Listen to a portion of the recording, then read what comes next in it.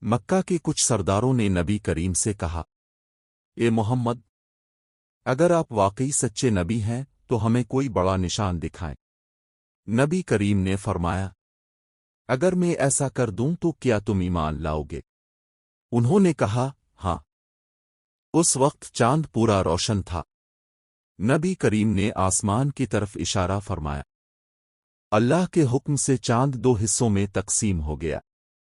ایک حصہ پہاڑ کے ایک طرف اور دوسرا حصہ دوسری طرف نظر آیا۔